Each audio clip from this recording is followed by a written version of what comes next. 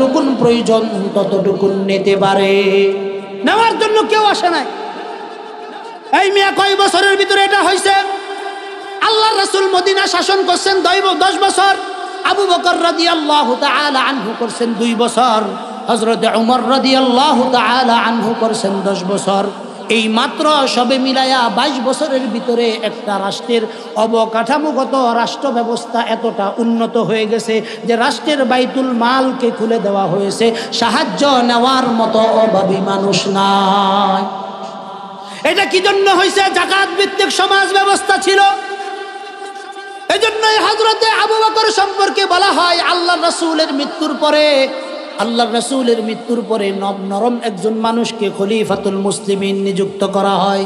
খলিফাতুর রাসূল যাকে বলা হয় আবু বকর সিদ্দিক রাদিয়াল্লাহু তাআলা আনহু।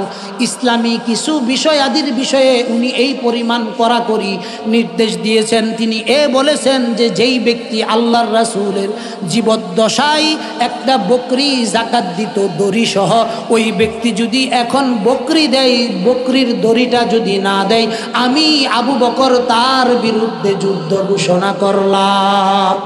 তার বিরুদ্ধে কি করলাম? যুদ্ধ ঘোষণা করলাম। কিন্তু আজকের দিনে জাকাত ভিত্তিক সমাজ ব্যবস্থা না থাকার কারণে, সুদ ভিত্তিক সমাজ ব্যবস্থা থাকার কারণে পুঁজিবাদীরা আরো অর্থের মালিক হইতেছে, আর আমরা যারা গরিব আছি আরো গরিব হইতেছি। কথা ঠিক কি ঠিক না বলেন? এখান থেকে ফিরে আসতে হলে জাকাত ভিত্তিক সমাজ ব্যবস্থা প্রণয়ন করতে হবে।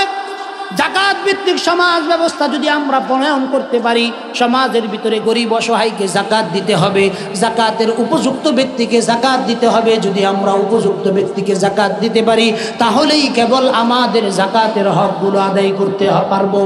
আর যদি আমরা সুদ ভিত্তিক সমাজ ব্যবস্থা চালাই, এতটুকু নিশ্চিত থাকেন বাবা, আপনি যদি সুদ ভিত্তিক সমাজ ব্যবস্থা আপনি সমাজের ভিতরে অহরহ চালু করে দেন, আগামী দিনে হালাল জাদা সন্তান আপনি দুনিয়াতে পাবেন না। এটা আমার কথা নয়, আল্লাহ তাআলা নিজে বলছেন যারা সুদ খায়, সুদ যেই ব্যক্তি নিজে খায়, ওই ব্যক্তি প্রতিদিন 70 বার নিজের আপন মায়ের সঙ্গে জিনা করে। এটা হলো তার সবচেয়ে ছোট গুনাহ আর সবচেয়ে বড় গুনাহ। আল্লাহ এবং তার রাসূলের সঙ্গে সরাসরি যুদ্ধ ঘোষণা করে। বলেন নাউযুবিল্লাহ। শুধু তাই না, আল্লাহর রাসূল সাল্লাল্লাহু আলাইহি ওয়াসাল্লাম বলেন, হারাম সম্পদ দিয়ে যেই ব্যক্তির শরীরের রক্ত, 1 ফোঁটা রক্ত যেই ব্যক্তির গঠন হয়েছে, যতক্ষণ না পর্যন্ত এই হারাম রক্তটুকুন তার শরীর থেকে বের না হবে, ততদিন পর্যন্ত এই ব্যক্তি সেজদা দিতে দিতে কপালের মধ্যে যদি কালো দাগও বানায় ফেলায়, চুল পরিমাণ নেকিও তার আমলনামায় লেখা হবে না। এজন্য সুদ ভিত্তিক চিন্তা চেতনা থেকে বের হয়ে আসেন। এখন কইতে পারেন যে হুজুর কর্জ দিলে, এই কর্জ তো মানুষের টেন চাইলে হয় না, এটা আমনের মতো কিছু খাচ্চর মানুষের লাগি কর্জ দিলে হয় না। কারণ কর্জ দেয় আপনার 5,000 টাকা, কোয়াতা হয় যে বৃহস্পতিবারে দিবেন, 7 তারিখ বৃহস্পতিবারে দিবেন, কিন্তু এটা 3 মাস 7 তারিখ গেলে গেও আপনার আর খোঁজখবর পাওয়া যায় না। কথা কই না করে, কথা ঠিক না বেটি? তা আমগো দেশে সুদ ব্যবস্থা আইতো না করে, কর্জে হাসান আনলে দেওয়ার নাম তাহে না।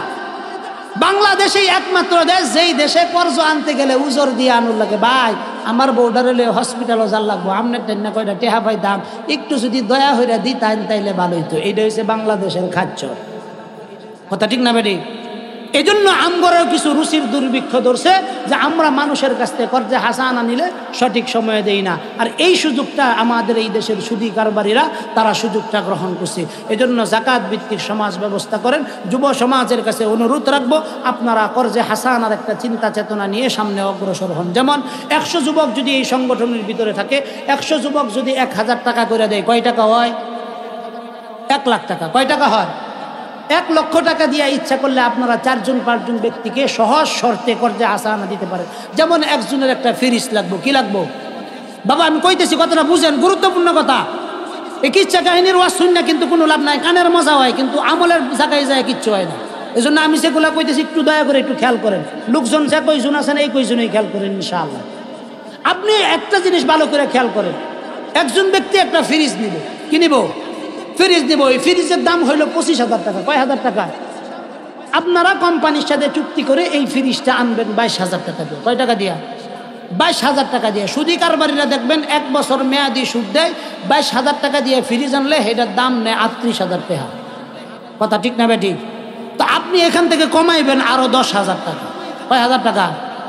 10,000 টাকা কমায়া আপনি এটাকে করবেন। দেখা গেছে 22,000 টাকা দিয়ে কিনলে আপনি 30,000 টাকা তার কাছ থেকে নিলেন, কিন্তু তাকে কি পদ্ধতি বলবেন, ভাই এই যে আমার এইটা ফ্রিজ, আপনাকে নগদ টাকা দিতে পারবো না, আমি ফ্রিজ কিনে দিব, আপনার কাছে এত দামে আপনি বিক্রি করবো, যদি আপনার ইচ্ছা হয় তাইলে নেন, ইচ্ছা না হইলে অন্য জায়গার থেকে নেন। তো আপনার চাইতে কমে তো আর অন্য জায়গার থেকে পারবে না।